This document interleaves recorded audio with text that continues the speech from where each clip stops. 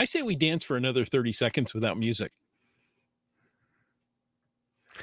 Okay, Elaine. Oh, sorry. Okay. Hey, folks, welcome to Caching in the Northwest. You know, this is the podcast from the birthplace of geocaching right here in the great Pacific Northwest. Now, it's Thursday at 9 p.m. Pacific, and they call me Chris of the Northwest. And we're going to talk about geocaches and geocachers from here and all around the world. So while you're saying good riddance to the outer space folk, we'll be caching in the Northwest. Were they still here? You know, all the geocaching community came together, formed goodwill, helped them. And my question to you is, did they pick up even one piece of trash? I know they came during Cito season and everything, didn't they? Mm-hmm. All right. Well, I guess sayonara to the outer space folk. But tonight, we're not talking about them. We're talking about updating your geocaching profile page. Has editing that page perplexed you, dear geocacher? Listeners, give us your feedback. Tell us what you want to know about the profile edits, profile page, the geocaching profile. Anyway, stay tuned to find out all the details. But first, it's time to bring in our profiling primate. Some say his 2 cents are worth $32.50. And others say he can bench press his own weight in chocolate pudding. All we know is he's called Land Monkey. There you go. Actually, I don't profile. I'm psychic. But you know what I just said to you then. Yeah, I do. That was pretty funny. That's why you're laughing. I got it. Hey, before we get on with the show, this is it. A quick reminder that we appreciate the support of all you wonderful patrons who help to keep this podcast coming each and every week. And a thanks to our corporate Denali level sponsors. Well, that would be Landsharks, LANDSHARKZ.ca. Want to get anything you've seen on geocaching.com? Well, Landsharks is an official geocaching.com retailer and reseller. So either in store or online, go check it out, see what you can find. And our other corporate Denali level sponsor at the moment, well, that's Cachly, the premier geocaching app for iOS. Version 8 with Cachly Pro features offline maps of the entire world, so you can navigate while offline Delorme and counties so that you can finish off those grids. Finally, would you please just finish this already? And coming soon. Sorry? I'm working on it. I know. Hey, this month? Yeah, this month we finally completed all of our Washington states. We have now found a cache in every state in county, every county in Washington. Mm-hmm. I found one in every state in Washington too. Did you? Yeah. You guys confuse me with your borders. Anyways, yeah. So, and iOS, great tool for helping you do that. iOS, Cachly on iOS, great tool for helping you do that. And coming soon, this I still think is one of the coolest features: CarPlay support. Mm-hmm. So find Cachly in the iOS App Store or go to cachly.com. That's CACHLY.com. And folks, if you want to know more about supporting this here podcast, well, head on over and click that Patreon link on the cachingnw.com website. I think I've found a cache in every Washington county that I've resided in. Good job. Even every county that I've been employed in, I think. There you go. Wow. That is something. Hey, you make the stat oddly specific enough, I can make it fit. That's right. Every state I've cached in, I found a cache there. There you go. There you go. Exactly. Folks, it's time for the glow. And I can't tell you the number of people that ask me, what is a glow? What is glow? See, I can't tell you. That. At least one. Thank you, Brian. You're also helpful. That is the geocaching log of the week. Now, whether you wrote it or whether you read it, we want to hear about it because great logs simply make geocaching better. You can send an email to feedback@cachingnw.com. You can call in. Yes, you. Call into 253-693-TFTC. I bet you could tell that to your fancy smartphone and they would dial that number for you. That Chat GPT could do it for you. Oh, Chat Hey. GPT could come up with some nice glow-worthy logs, couldn't they? Yeah, I haven't tried that. It's an interesting idea. That's a good idea. I wonder if it knows about the glow. Of course it does. It knows everything. Indeed. So stop what you're doing right now. Go on over to your large language model of choice. There are several. And go ahead and make a glow-worthy log, will you? And then come back and call into 253-693-TFTC and read it to us. Maybe you could have AI read it in the voice of James Earl Jones. Ooh. Who recently passed. Yeah. Yeah. So there you go. All right. Well, this week's glow is called TikTok Bus Stop. That's GL. The log is GL1 Alpha Whiskey Zulu 0 Golf Hotel. And it was found by Limax. So the log says that was quite the adventure. Turns out I looked at it quite a few times before spotting it. Looking elsewhere finally clued me in. Upon releasing the mechanism, I did not find the container. It wasn't until I was walking away that I spotted it. I then had the trouble of trying to retrieve it. Thankfully, a taut tool of the trade I had helped. After signing the log, I then had a lot of difficulty putting it back. I was able to finally get the right angle to do that. This will be one I won't soon forget. Left a path tag. Nice. So, Very if thoughtful. you're of them. out there, go. Maybe there's a path tag just waiting for you there. Yep. We don't have the GC code, but it's TikTok Bus Stop. Yeah. There you go. Oh, I thought I put in the GC code. I put in the log number. It's a log log number. code. Yeah, that's all right. Log code. So in this web page, it's like a bronze statue Mm-hmm. of an alligator with two children riding upon it, That's cool. which I think that would I think that's bad because you don't want to tell children they can do that. Well, I don't see the problem here. Oh, well, in that case, It's called population control. there you go. It's GC 138 Foxtrot Charlie. Foxtrot Charlie. Yes. White Coaster says, lunch to go. Yeah. That's awesome. I love it. So there you go. Yeah. And that made me wonder, I was like, where's the mechanism on this statue? There you go. We mentioned Chat GPT at the start of the show. Did we? And yes, we did. And I just mentioned it again, and they're still not sponsoring us yet. So I thought they would see that coming, but it hasn't happened yet. It takes a while for it to crawl the content, and then Okay. Then it'll be CRS98 says Corvette Kent writes all his logs using Chat GPT. It makes up some interesting stuff. I bet. I can imagine. Yeah. Someone else. It's Cliff. Oh, yeah. Sorry. Go ahead. Komakino says the local cacher uses that to write the longest find logs I've ever read. Indeed. LOL. CRS98 and I were thinking of the same person. There you go. There you go. And CRS98 had also followed up saying that they probably aren't very useful for getting hints for future cachers to go through Chat GPT based logs. Probably not. And I would agree. Chat. I think just on a tangent, how I think generative AI for text is best used is as an ideation tool. Yes. It can help you get started, Mhm. but don't remove the human element from your content creation, people.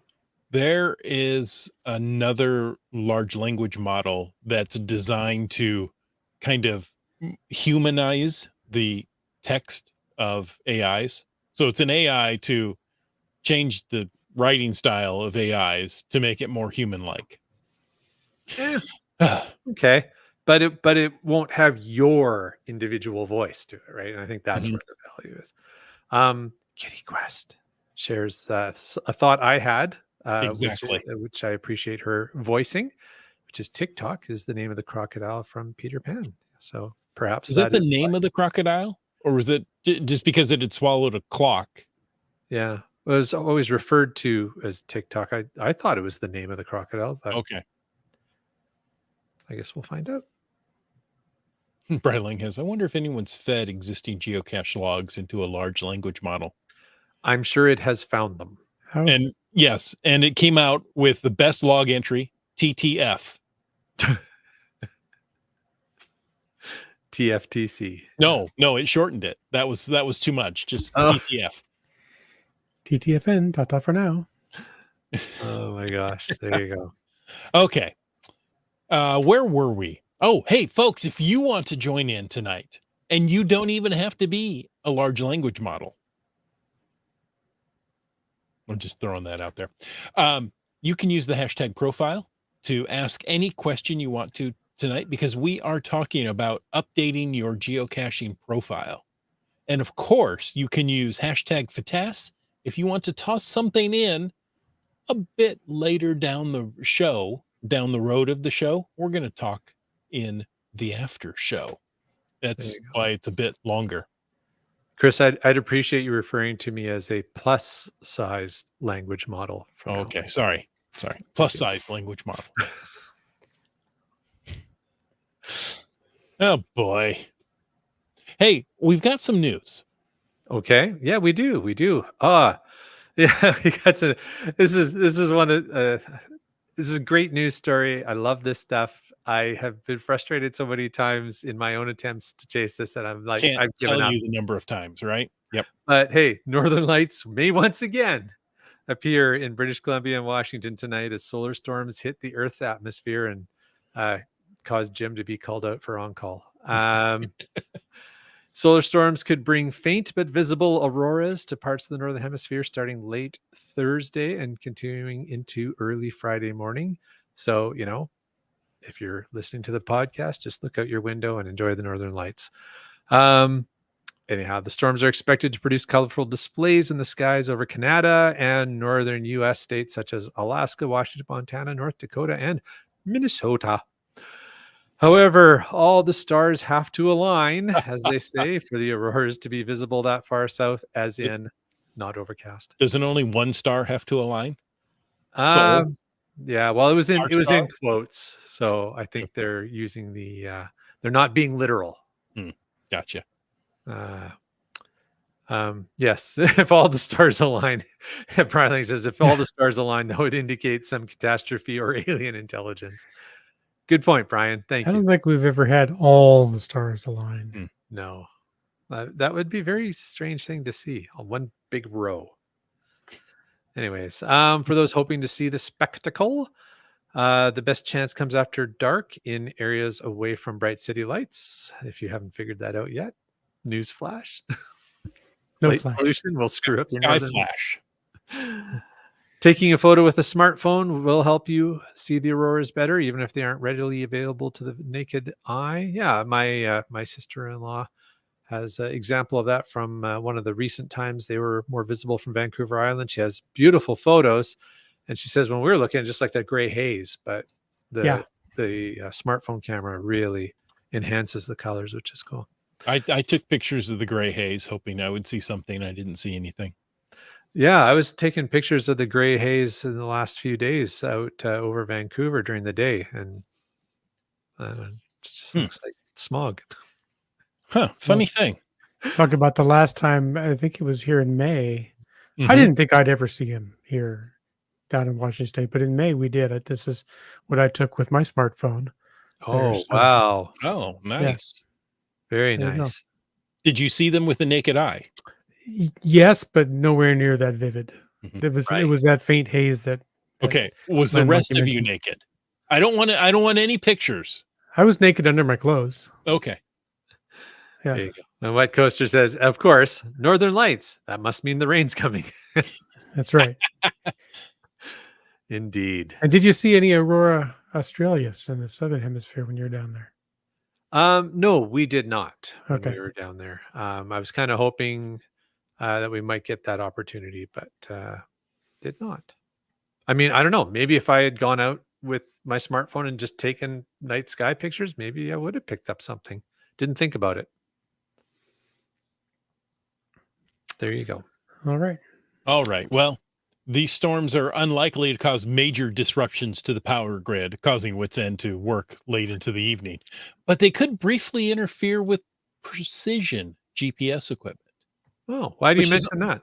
often used in industries like farming, as True. we know so well. You know, it's always funny when, as geocachers, we read these articles and we're like, but what about us? And like, oh yeah, we're still like 0.01% of the GPS usage. And we probably use the satellites as far as, data quantity back and forth more than anyone else, right? Well, just I don't forth, know. not back, I don't because know. it doesn't work that way.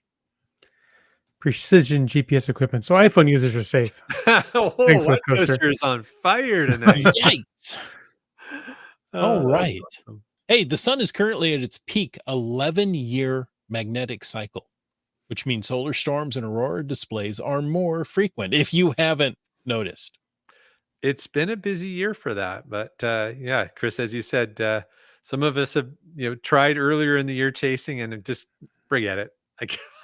Yeah. I think I stayed up till 2 a.m, from Friday night to Saturday. I'm going to stay up. I'm going to see this. Yeah. Nope. It was a really pleasant walk in the evening down in our neighborhood, right? Nobody was moving about. Yeah, but in your neighborhood, you'd be dealing with quite a bit of light pollution. There's still too much light Yeah. pollution. Yeah, Yeah, you we need don't to need get out no in the light boonies. pollution. You need to get out in farmland, I or, really considered going for a drive. or 5 blocks from where Jim lives. Yeah. Yeah. Okay. What is this? That is the 30-minute aurora forecast. Well, I Yeah. see that. That's actually a really good app there. That's Yeah. the Southwest Podcast National Oceanic Atmospheric Administration. I'm sure that's what SWPC is. Right. That's what I Products would've said. / Aurora 30-minute forecast. I'm going to have to look into that and see if that helps me at all. But It's a pretty good one. But again, it always comes down to, well, great. That says what I should be able to see.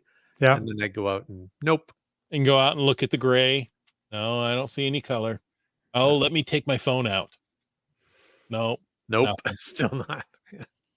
Even if I don't see it through the range or on the display, I'm still taking the pictures. No. Yeah. Okay. I'll send you some of those shots of gray. It's a really nice shade of gray. Aha. How many shades? I don't know. Maybe at least 30, 40. Okay. Any other more, news? we have to pay rights. So Yeah, that's right. Hey, Other news? we do have a little bit more news. The Okay. WSGA has a booth. And that's it. Let's go on. Moving on. They have a booth at Issaquah Hatchery Salmon on Sunset, Saturday, September 14th. I love that alliteration. Salmon on Sunset, Saturday. I can't even do it. September 14th, 10 a.m. to 6 p.m.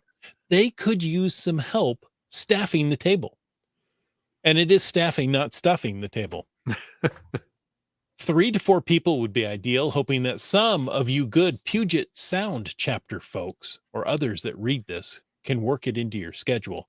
Can you help out so that one or two people are not required to do it all day long? If you have some time on Saturday, you can help us out. Please contact Antoine Pinn at president@wsgaonline.org. That's president@wsgaonline.org. So he can answer any questions for you. The location is the Issaquah Salmon Hatchery. That's 125 Sunset Way, Issaquah, Washington. Please come out and help us with a great outreach opportunity for geocaching and the WSGA. That hatchery, that's like right downtown Issaquah, isn't it? Yeah. That's neat. And Very he cool. points out it's not an event; it's an outreach for geocaching. So That's right. It's not an official geocaching event. Okay, good point. But an outreach for geocaching, that's fantastic. Good Yep. stuff. Congrats, or thank you, WSGA members, for volunteering to represent the game there. And one other point, that Mrs. Wino is the president now. Hmm. That must just be in the household as well. Yeah, Oh, I I'm think sure. that's always been the case in the household. There you go. She says, look at me. I'm the president now." Oh dear. Memes that Oh, never get old. no. So, I was thinking, Yeah. it doesn't happen often. I just wanted to point that out. Did it hurt? A little bit, Okay. right on this part of my head there. Mm. As I was looking through the stats page on geocaching.com, my personal profile, I realized, you know what? Not a lot of people know how to edit this. Hmm. So I thought we should go through just a brief tutorial. It's not going to be long.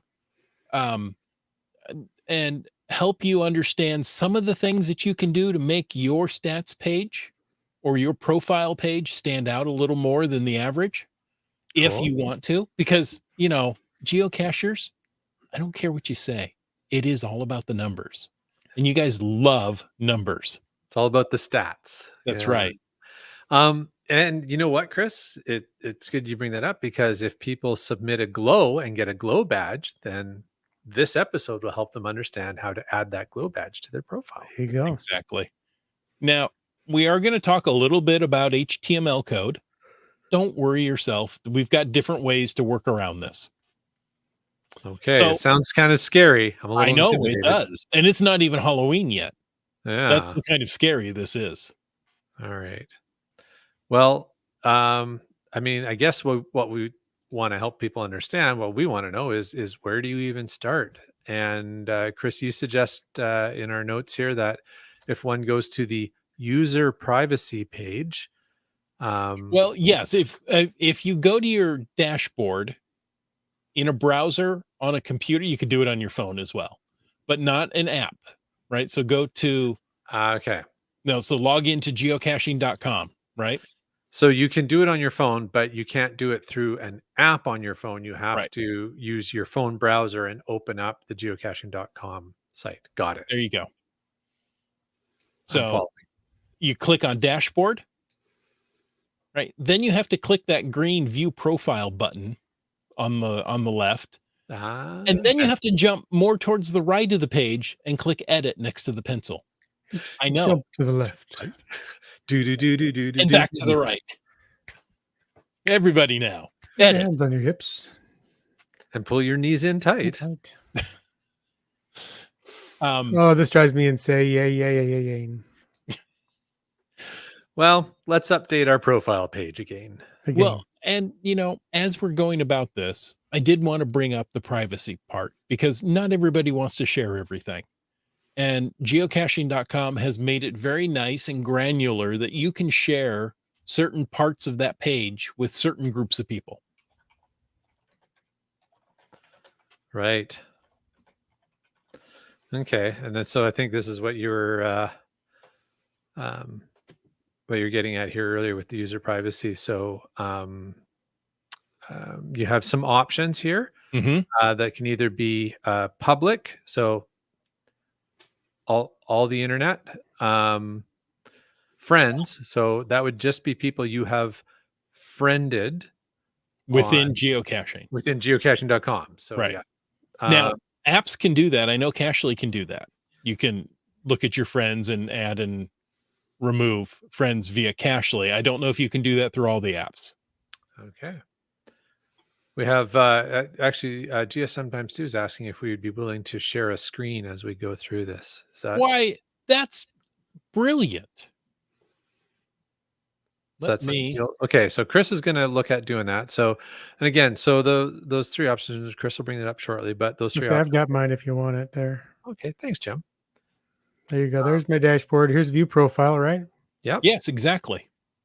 And there's edit profile. Oh, I didn't. Funny, I didn't see the big button towards the bottom. Oh, you see saw that this there? right there? Yeah.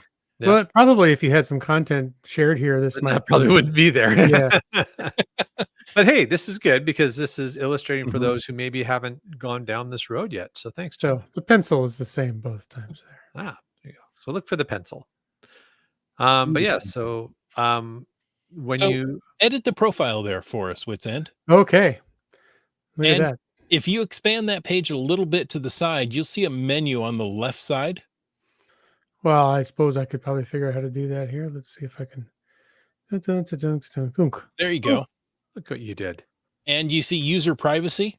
Oh, 2/3 of the way down. There you go. Excellent. Apparently, I'm a very open sharing person. Yeah, well, but Yeah. what's good to know, and this is actually, so it's really good that you're bringing this up. So, first of all, GSM times two, thank you for the suggestion. And so, what's good to understand here is if you go in and start to edit it, I think Chris's point being the first place you want to go is just dig down into here and think Yeah. about who do I want to share. Like, if you're okay with sharing your and it's not like your personal identifiable information, it's geocaching stats at the end of the day. But if you don't want to share those, if you just want to keep it either just to your geocaching friends or to no one but Mhm. yourself, think about that Mhm. and go and make sure you do set these things appropriately for what your comfort level looks like. I find it interesting. Okay, last visited date, the last date you were on the geocaching.com page. Right. That that's an important one to think about because I mean hashtag stocky, right? Like Right. Exactly. It also looks at it and go, oh, okay, so somebody's been on there lately. They're still active. I haven't seen them in a while. I wonder if they're still active. I have done that with it's like this cache has not been updated for a while. And I go, oh look, they haven't logged in for 2 years. Hmm. yeah. It's handy at times if you as a geocacher want to understand like has this CO done like been on like I'm going to Mhm. send them a message about their cache but is there Right. any point in me doing it? So there's a degree where that can be handy information to share if you are comfortable sharing it, but some people aren't. Some people want a little more privacy. I don't want somebody to know, perhaps somebody feels that I don't want somebody to know that I have been um, online or out doing this or doing that. And fair enough. If you're very concerned about your privacy, maybe you want to hide all of this because you don't want people knowing. In a way, like I'm looking at a worst case scenario here, but in a way, people can see where you have been recently Mhm. Exactly. because they can see the geocaches Yeah. you found. Yeah. etc. If you're logging live, hey, I just found this. I logged it right now. Yeah, people can kind of tell where you are, right? If they're being stalky. Yeah. So again, situations vary, but I think it's just good to be transparent about what it is and what it means. I'm not trying to create panic, No, but not I at think all. it's just good for people to understand. Yeah. Apparently, I can only do drafts now in GC Droid in real time anyway. Just found that out. So, yeah. Wet Coaster says last visit is the website, not the app on your phone. I'm not sure. Okay. Yeah. I will take him at his word until we hear otherwise. Yeah. There you go. So profile, location, about, geocache finds, trackables, souvenirs, gallery, Yep. and stats. So you can also block friend requests and show my activity on my friend's dashboard. Right. There you go. So if you're doing a I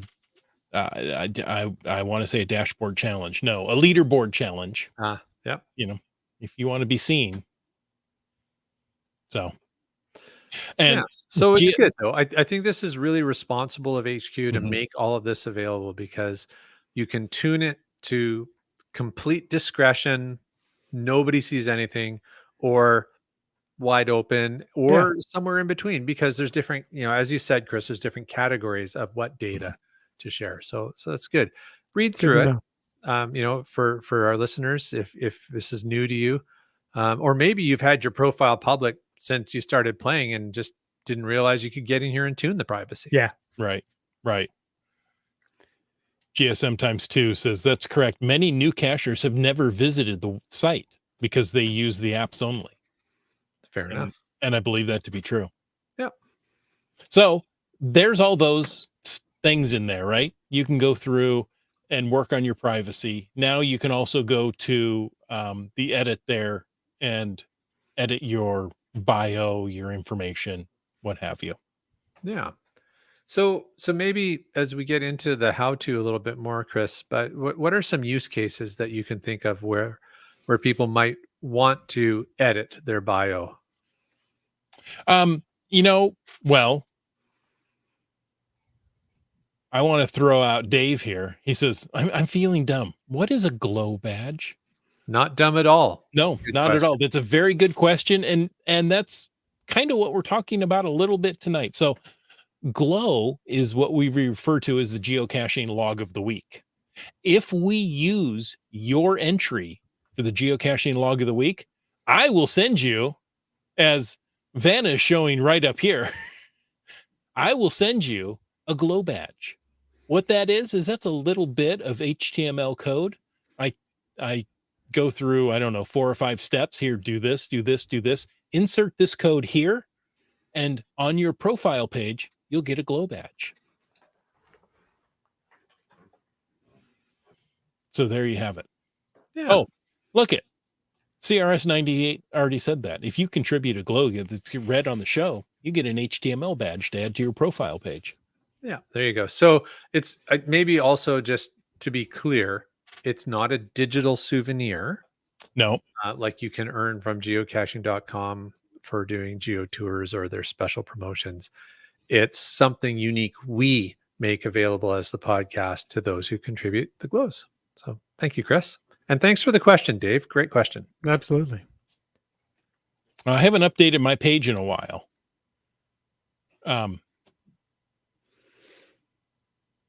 Oh, I'm not showing mine here. Sorry. I was like, what is going on? So That's the same. Everything's deleted. How about that? oh, it's all gone. So what started this off was Haunted Hides. I don't remember what year. Was that, like 2010, 2012, somewhere in there? That was ages ago. Yeah. Geocaching.com issued that one. If you found one on, I think it was Halloween or special, time. Makes sense. Yeah. I think it was before souvenirs. It was, because you had to add the HTML to your page. Yeah. So, and then, we came out with the glow badge, and then we started changing it year by year, just because we thought, you know what, if you've got it once and you submit another great glow, you should get another glow badge. But what does it matter if it looks the same? So then we started doing colors. Indeed. And I guess I didn't give myself Wits End. 23 and 24 yet. Special thanks to Wits End, who does all of our work for creating those cool badges. In the last couple of years, we tried to pick the color of the year. Yeah. Did you know there's an official color of the year? Yeah, there is. As we found out, there's several. Yeah. And they're not always great. And some we don't like. Yeah. Yeah. This year's color, I wasn't, really fond of, but I put the colors out to the patrons and let them choose. Yeah. Another perk of being a patron of the podcast is you get to participate in choosing the color of the glow badge. And Dave, you're very welcome. Okay. So there are ways that, the geocaching profile, let's see, do we still have Wits Ends available to share? Would you be willing to share your stats? Sure. Let me go down there and find it here. Oh, there's the home location. Yeah. And that you may not want to share. Well, by default, that does not share. Like, you set that yourself. Yeah, right. And it does not. There's a couple of things that you can't even set them to share. They're just blocked from anybody else to view, which I think is great privacy. Yeah. One is your home location. Although there's Wits Ends, which is not. Yeah, actually, I do not live in Columbia Park, so. Oh, I thought you were in a tent under one of the trees in Columbia. I sent it down there in the park just for the purposes of the podcast. Yeah, smart. But that data is not publicly available at all. You can't make it publicly available. It isn't publicly. That's only for you and Mhm. for your stats. Two other things that are not publicly available is the closest cache to you, Mhm. and I think the furthest cache from you. I think those Uh, two. Closest find and farthest find. Closest find and farthest find. Yeah. Because people could use that information to kind of triangulate sort of Possibly where you are. triangulate Yeah. in some way. Yeah. So good for HQ that they just don't make that information available for anybody else to see for you. So I think Yeah. that's responsible. You do want to go in and set a home location, because Mhm. if you have any alert emails set up like I do, new cache is published near you. Well, when I moved 200 miles away, that wasn't so useful anymore. So I had to update my location here. And that wasn't That something you thought of right away. You got Not an right alert. away. Oh, Yeah. it's going to take me 4 hours to get there. I'm still finding other things like that. You go to the um grocery store or some store and want a phone number. Oh yeah, that phone number. No, that's not good anymore. yeah, fair enough. Another thing that setting your home location is really useful for those who enjoy doing challenge caches. Some of the blackout challenges and things like that Mhm. require knowing where your centroid, where your Mhm. home Yeah. location is to do the challenge from. So you were asking about statistics Yes, up under profile here, there you like go. here. Yes, exactly, like those stats. There you go. So, did you know that geocaching.com bought this feature a few years ago? Hmm. I didn't Yeah. know that. Yeah. I did hear that. Yeah. They bought it from mygeocachingprofile.com. Huh. Now, surprisingly enough, mygeocachingprofile.com is still updated and active. And Oh, it has really? a few more details than what geocaching.com used. So you can go to, shall I say it again? mygeocachingprofile.com. The other place, Chris, you can get some really good personal caching stats Mhm. is project-gc.com. Yes. Yes, but we're not there in the show notes yet. Oh, never mind. Okay. Please continue. So just because, mygeocachingprofile.com, there I go, I said it again. I think we should be getting some kickback from this. Is actually pretty easy to use. You go create an account, you upload your MyFinds pocket query. Now, that does limit people because the MyFinds pocket query is a premium feature of being a geocaching premium member.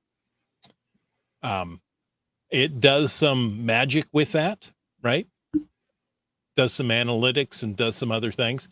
You can customize your profile and include different portions, history, configuring preferred settings, adding or removing profile sections. We can talk about those in a bit. And then when you go to preview your profile page, let's see, do I have mine up here? I thought You stopped sharing. I know.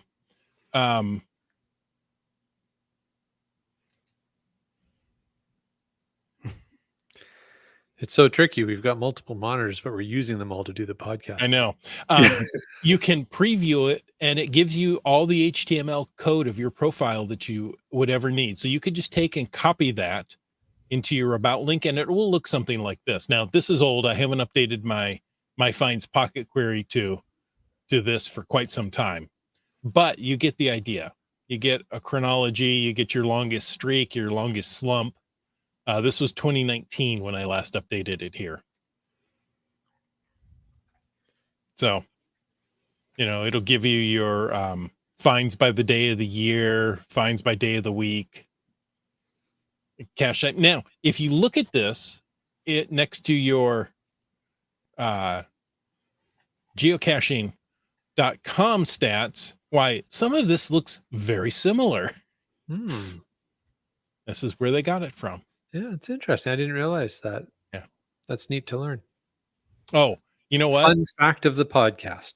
I'm sitting here looking at it, realizing I haven't shared that page. Sorry, folks. That's all right. So, yeah. So there are things that can be done on mygeocachingprofile.com There it is again. That all that geocaching.com hasn't taken and incorporated. So there you go. There you go. Okay, Land Monkey, Yes. what did you want to talk about? Nothing. Huh. I'm good. Well, folks, thanks for tuning in. No, well, yeah. So Project GC, which I have paid for years for the annual membership for it. Not just because of the stats, Slow Down Monkey, yeah. um, not just because of the stats, but it also has some fantastic tools on it for challenge caching, etc. But that's not what we're here to talk about tonight. But projectgc.com, go explore it. You can sign up for free. Yeah. It's got an incredible amount of detail. I'm sorry, I didn't mean to interrupt. Go ahead. no, please go ahead. That was it. That's all I got. Okay. Incredible Well, yeah. amount of detail. Incredible cosmic power. Itty bitty living space. Yeah, there you go. So yeah, project-gc .com is the website. And what's really cool is that it also has, like if you really start getting into it, it also has plugins for your browsers with project-gc. So and again, I'm kind of going off the rails a little bit, but that's what I like to do. Where what it'll do is like you open up cache pages, but it'll actually throw extra data into there if you've got the plugins enabled and pay for the membership. So that's pretty cool stuff as well. But speaking of your stats, project-gc, similar to what Chris was just sharing, has all of those, all that kind of data, and and it also has a function in projectgc.com if you're a paid member, where you can embed that detailed data from their site about your caching history and embed it onto the geocaching profile as well. And I think maybe it's kind of like another fun fact of the podcast is at the heart of this, updating your profile. You have this ability that when you go into your geocaching profile and you want to update it, you can free text, you can write stories, tell people a little bit about yourself, embed photos. It's like a WYSIWYG, but it also from a text perspective, but it also allows you to embed HTML code in there quite easily.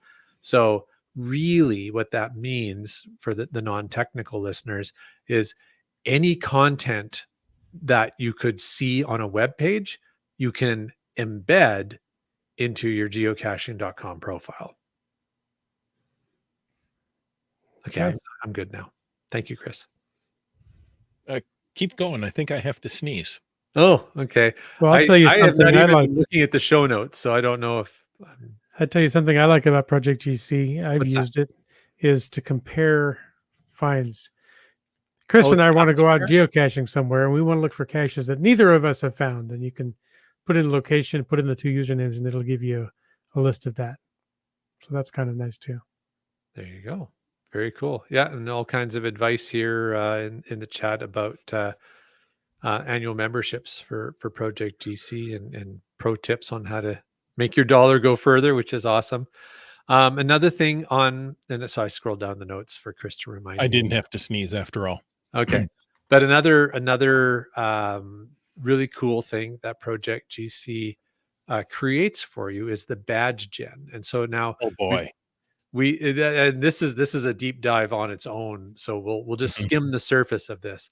But again, this is that whole idea of creating souvenirs to mark your achievements in the game. Project GC, they picked up the work that Badge Gen used to be a separate site. Project GC has embedded that now within their site, and you can again add that information into your profile if you'd like to show off the badges, the digital badges you've earned through all of your amazing geocaching adventures. So some cool badges stuff for like filling in grids and things. Is that? Yeah, here I'll see if I can. I mean, like this empty grid, and I'll see if I can pull up my this empty grid. And yeah, that one. Well, then there's more than that. I have the Badge Gen page, right? The wiki on Badge Gen that will show you all of them, Ah, right? yes. So existing badges, and then each badge has a quality, meaning it goes from bronze, silver, gold, platinum, ruby, sapphire, emerald, and diamond. Those last four, ruby, sapphire, emerald, and diamond, being gem badges. Gem badges are special because You're s- then you can do add-ons to gem badges yeah. and So loops. I can show my page if you want, Oh, Chris. please. I was thinking I couldn't find it on. Here's one thing with Project GC, it does take a moment to load it up. So there's two things to know. One is it does take a moment to load up because it's grabbing a butt ton of data and then representing it. So you just give it a moment or two and it'll be up. The other thing is that it's usually about 24 hours behind. So if you you Yes. just achieved something amazing and you found that and you've logged that geocache, like, all right, let's go look at my badges. And you go, you look, oh, I didn't get a badge for it. Give it 24 hours, your badge will be there. It's been ordered, it's on delivery. Here, hold on a sec. Share screen. To get that much gold and diamond and Right. all those, it takes a minute. Yeah. So there you go. So um here's a sample. So cool stuff that you can see. So this is Project GC. The Badge Gen page is one of the pages in sort of the default page you go to on Project GC, if you remember, where it'll have all of your That's right. um, That's all why of I your can't data. So find you it. can find It's all of under your different stats. data. Sorry, Chris? That's why I can't find it. It's under stats. It's a tab under stats. I was looking for Yeah. Badge Gen by itself. Yeah, exactly. Yeah, no, lots of jokes already about stinking badges. Yeah, of course. Yeah. But it's cool stuff. So Jim, you were saying like what they call the matrix cacher. So that's also known as the fizzy grid, etc. And all kinds. And what's kind of cool is that there's challenge caches out there, but sometimes it's like, well, I'd like to do this challenge, but I don't know where there's a challenge cache for me to monitor my progress on it. Well, most of the things that there are challenge caches for, there's also badges for. So you can kind of just look at your badge gen stats and then go, oh, okay, well, that's something I'd like to work on. And then see how you collect and earn the things. It also has what calls country badges, which is, I think this is really cool. So for every country you visit and you go geocaching in, you'll get a unique badge for it. And then what it also does, which is cool, is you see it might have kind of different colors, depending on how many different counties or states or provinces or however that country is divided up, how many different parts of that country you found caches in, you'll get the different Add-ons. not the add-ons, but you'll get the different colors like Colors, gold, yeah. platinum, diamond, etc.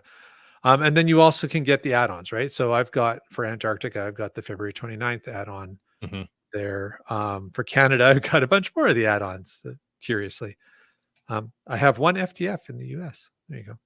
Well, I have more than one FTF in the US, but I have the FTF add-on for the US. So there you go. How come I don't have that? I don't I know. have the 365 and the February 29th for the US. Anyway, it doesn't matter. It doesn't matter, but it's a really cool way for you Mhm. to track your caching stats. And again, like I said, you can share it or not. It's up to you, however you want to do things. Yeah. So Badge Gen is just a portion of Project GC, It is and now. that's true. And I have to agree with CRS 98 says the nice thing about Project GC updates is the data updates automatically, so your profile page is constantly getting updated. Where my geocachingprofile.com, that is a manual update. You have to go put your my finds into it, process it, copy that HTML. So Yeah.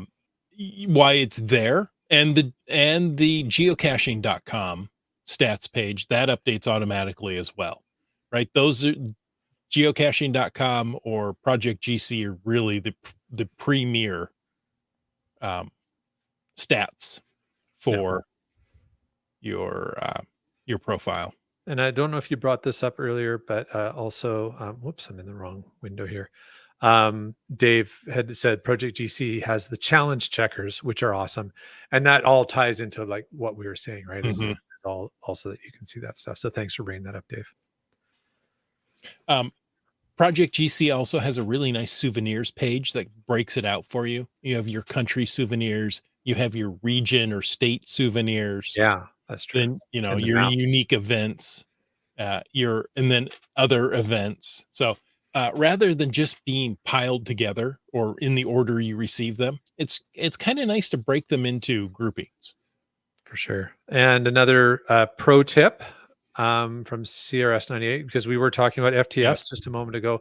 Again, if you're not familiar with the lingo, FTF, first to find. So if you were the first person to find a particular geocache, you can claim FTF. It is not a stat that is officially tracked by geocaching.com, Right. but it is tracked in tools like Project GC. But as CRS98 says, you need to tag your FTF logs with FTF in curly brackets, or else Project GC won't parse your logs. Well, it'll parse your logs, but it won't find that FTF text. It won't do that FTF bit. And yes, I remember that there were back when I was doing this, there were a couple of different nomenclatures for your FTF depending on which site you were using, and I probably didn't use the right one to continue on. So and Brian Lang says another different method you could use if you want is add your FTF logs to a bookmark list and tell Project GC to look at that list. He uses that method. That's great. I didn't know you could do that. Thank you, Brian Lang. That seems really easy to do. You don't have to go back and edit logs and hope, oh, did I do that one? Or yeah. Interesting. All right. Well, we're okay. And GSM times 2 says you can also put other characters outside of the FTF. I think those are asterisks. Asterisk. Yeah. Okay. So there you go. Octothorpe, FTF, Octothorpe. No, sorry. That's not Octothorpe. Those are asterisks. Yeah. All right. We're gonna run the clock out here. Not a bad thing. But anything else for our profile we want to talk about, Chris? Boy, we have so much more. Okay, so we're gonna scoot past the loops of badge gen. We're gonna scoot past the add-ons. Yeah, we kind of figured that. And Land Monkey, we're gonna land on one that I thought you would be the most interested in, and that's your Earth Cache achievements. Right. So much like badges, you can earn Earth Cache badges. Yeah. And these aren't given to you automatically. What do you have to do? Yeah. So first of all, it's a reminder that Earth Caching as a program is actually owned and run by the Geological Society of America, the GSA. It's on geocaching.com. That's where you find Earth caches, but really important to point out that important nuance. And one of the things that the GSA has done, which is really, really cool for those who enjoy Earth caching and would like to see some sort of gamification and status tracking of their progress in the world of Earth caching, is the Earth caching achievements. So both for visiting and developing Earth caching, there's different achievements. They have the Masters program. And there's the digital souvenirs again that you can earn as you go.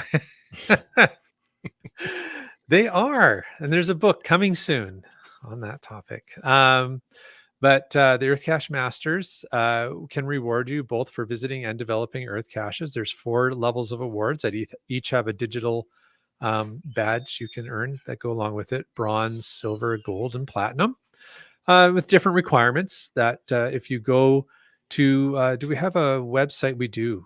Chris, can you put the URL for that website? So if people want to learn more about this, go to the website. It's really well explained there. And now with the background from our podcast on, this whole discussion around adding things to your profile, you'll be able to see, this is something else I can work towards and add to my profile. But as you achieve those the different things that you need to do, GSA is not grabbing data from geocaching.com. They're not parsing the data like Project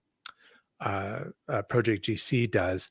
So you have to go onto the forms and fill it out and say, here's the evidence that I have achieved this level. So it's a little bit of work you have to do, but you are rewarded with these awesome digital badges that not everybody gets. So so very cool. I love the Earth Cache Masters program, and would encourage people, if they have any interest in Earth caches at all, to check it out.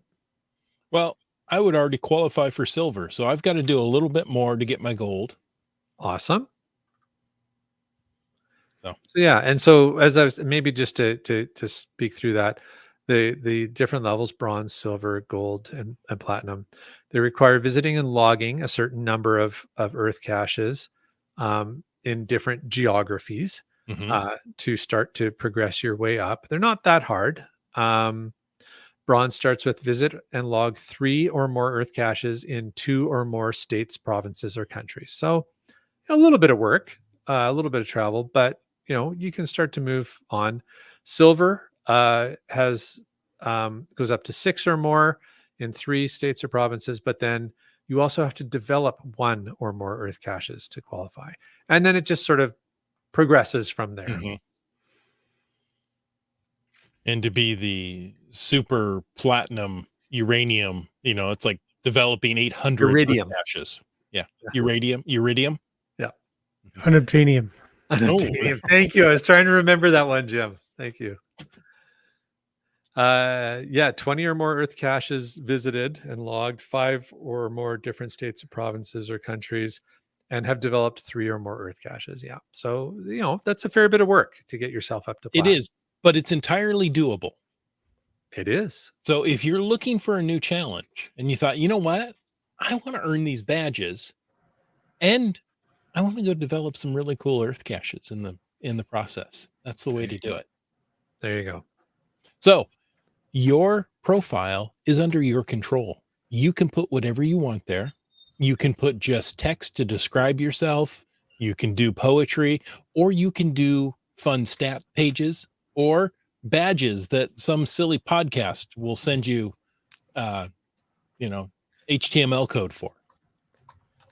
Or you can do that all. You don't have to limit yourself to one style. Just don't do Vogon poetry, please. Okay. But where else am I going to post it? Nobody else wants to read it.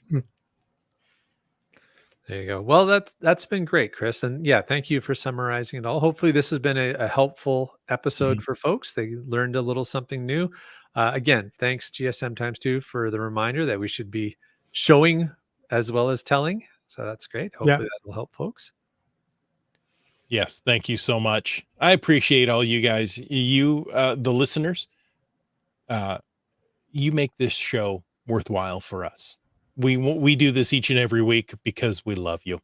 Yeah. And folks, thanks for tuning in. We hope you enjoyed this episode of Caching in the Northwest. Indeed. We want to take a moment to thank our corporate Denali level sponsors. That's Landsharks and Cachely. LANDSHARKZ.ca is the outdoor adventure and geocaching store, and Cachely is the geocaching app for iOS. We want to thank all of our faithful Denali level supporters, not only Landsharks and Cachely, but also Cool Cow Cachers and Hawaiian Maile. If you want to know more about supporting this show, click the Patreon link on the cachingandw.com website. Like Antaeus did. And Acrodoc. And You Talks to Rocks. And Dora Moore. Kitty Quest. J-Car. LG 9000. GeoNav Pro. Logwork. CRS 98. Very active in the chat. Thank you. Yeah. Kid Vegas 19. Peach of Washington. Limax, who gave us the glow. Thanks, Limax. And thanks to Skyhawker. Boomer 365. Gas Station Tuna. GeoBirder. Nervous Energies. I got to come up with that. I can't figure out how to do Nervous Energies with a silly voice. Trexer, Seebeck Tribe. BC Rock Crawler. mountain bike, Wet Coaster. Sege Hove. MC3 Cats, Just Carlo. UDAC. green words, Butterfly Girl. GSM times 2.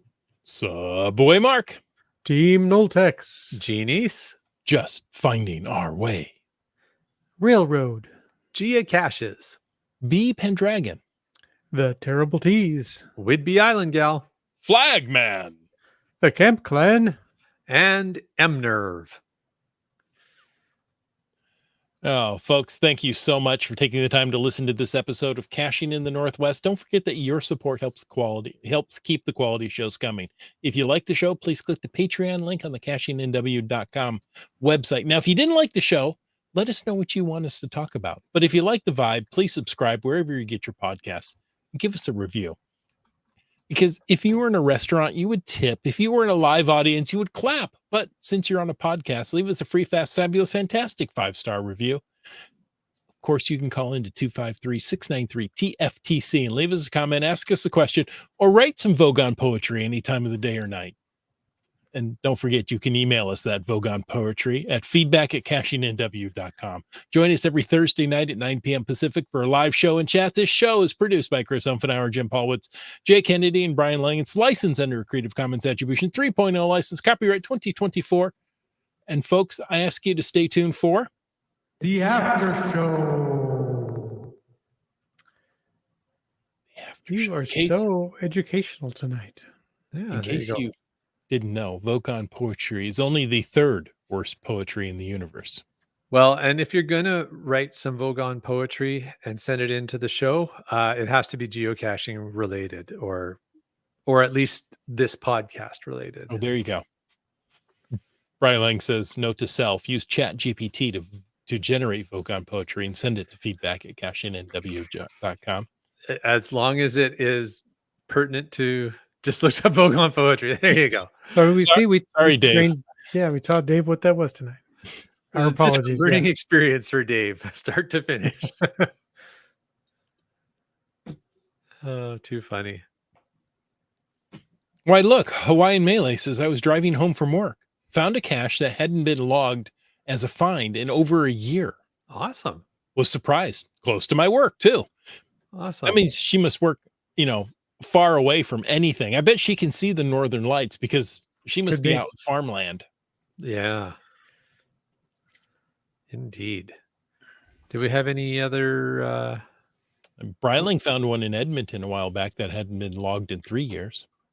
Very good. There was a Wet Coaster somewhere earlier about an event this weekend. There you go. This one. Go ahead, Chris. Gahagafap. Isn't that a Vogon word? Yes. It could be. So you're starting some Vogon poetry here? Yes. GHAGAFAP.